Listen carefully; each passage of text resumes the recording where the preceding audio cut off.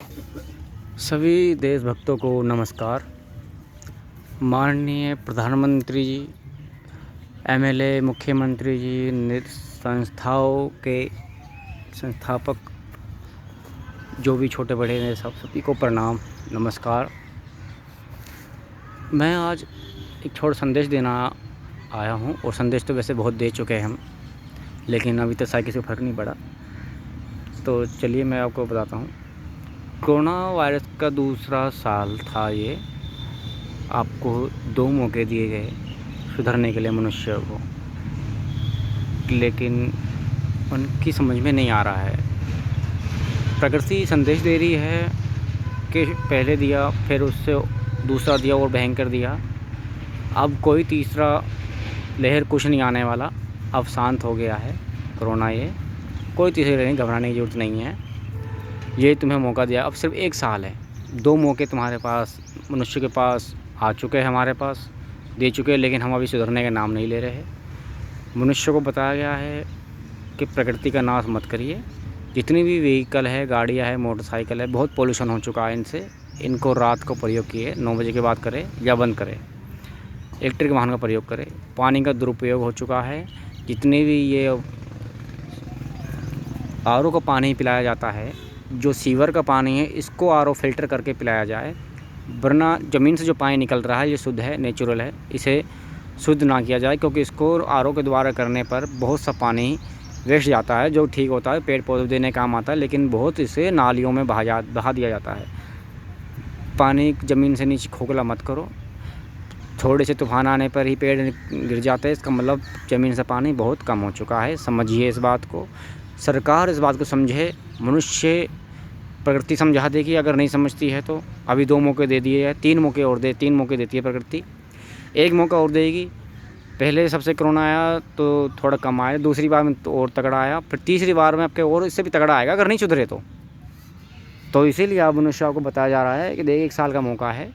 जितने भी घर है, इस घर में 100 गज के मकान में 2 पेड़ होने चाहिए, चाहे फलों के लगाओ चाहे किसी के भी लगाओ। कीकर का पेड़, कांटों का पेड़ नहीं होना चाहिए, बरगद और पीपल का पेड़ घर में नहीं होना चाहिए। बाहर चौराहे पे लगा सकते हो अभी, और बाकी सारे पेड़ लगाओ। चौराहे जितने भी सब पीपल और बरगद के पेड़ लगाओ। पार्क में पीपल बड़ के पेड़ लगाओ। कीकर के जो पेड़ है, कांटों, देसी कीकर होता है, इसे शमशान घाट में लगे होने चाहिए। बाकी फलों के पेड़ घर में लगा सकते हो, सारे लगाओ। हर घर में 2 पेड़ होने चाहिए, और 1 गाय की जगह, गाय बांधो ना बांधो वो अलग बात है, लेकिन हर घर में 100, जिसका 100 गज से गज का मकान है, उसमें 2 पेड़ अंदर होने चाहिए, और बाहर 2। और बाकी जिन्होंने महल, कोठी, बंगले बना रखे हैं, इनको तोड़ के बनाओ, पेड़ लगाओ। इन्हें पेड़ लगाने तो पेड़ लगाने हैं। आपको ये बात समझाई जा रही है, बात समझे जी। तो मैं यही कहूँगा, चलो मैंने लंबा भाषण दे लिया। मेरी पुरानी पिछली वीडियो देख ले, मैंने उन्हें क्या क्या बता रखा है। ये सब तरीके करने हैं आपको। अगर आप नहीं सुधरते तो फिर परिणाम भुगतने के लिए और भी तैयार रहिए। तीसरी लहर अभी नहीं, 1 साल बाद आएगी, और ऐसी भयंकर आएगी ना, तीसरा मौका दिया जाएगा आपको। फिर शांत होंगे थोड़ी सी, एक बार, तीसरा मौका लास्ट होता है हमारा प्रकृति का। तो तीसरी बार में अगर आप नहीं सुधरे तो फिर तुम्हारा मनुष्य सर्वनाश होने से कोई नहीं बचा सकता।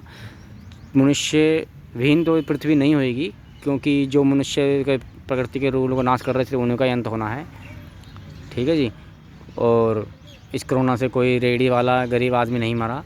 ये बहुत गलत लॉकडाउन लगाया जा रहा है, समझे जी। तो इसे ना करें, गरीबों को पेट पे लात ना मारे। ये बेचारे लॉकडाउन लगा के गलत कर रहे हो। और अगर आप सोच रहे हो कि इंजेक्शन लगा के आप सुरक्षा कर ले, तो इंतज़ार कीजिए अगले साल का, प्रकृति उसका भी जवाब दे देगी। मैं फिर कह रहा हूँ, प्रकृति का नाश मत करो, बचा लो, अभी मौका है, मत करो। बहुत दुख होता है ना, अपना बिछड़ता है जो, हमें भी बहुत दुख होता है। प्रकृति का जब एक पेड़ कटता है ना, बहुत दुख होता है। प्रकृति, ये पृथ्वी हमारी माँ है।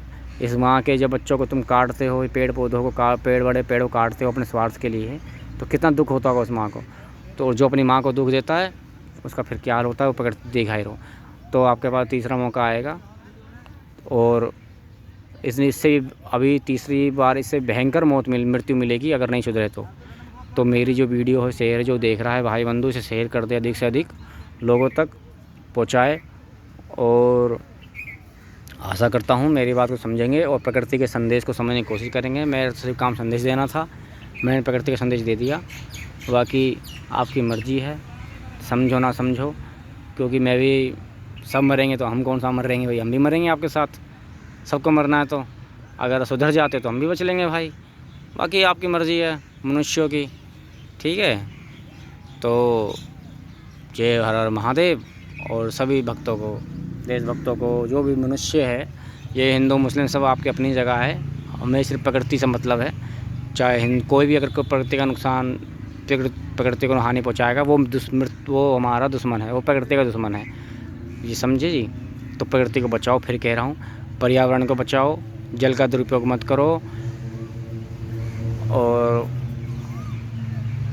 जो आप ये नेटवर्क ला रहे हो, जब 4G में काम चल रहा है तो क्या कहाँ पहुँचना चाहते हैं आप, समझ में नहीं आ रहा, क्या दिखाना चाहते हो आप। 5G की क्या ज़रूरत है, अगर ये नुकसान भी नहीं दे रहा है तो इसके खिलाफ़ ज़रूरत क्या है। इतने सारे पक्षी मारे गए, सब गए, इनको कोरोना का नाम दे दिया गया। तो पहले, अब मैं क्या कहूँ, चलो सरकार फिर मेरे खिलाफ़ एक्शन ले लेगी, तो मैं इस 5G के खिलाफ़ कुछ बोलूँगा नहीं, ये समय बताएगा।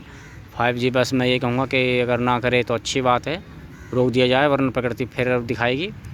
तीसरी बार मैं इससे भी तगड़ा परिणाम झेलने के लिए तैयार रहे। जय हिंद, वंदे मातरम, हर हर महादेव।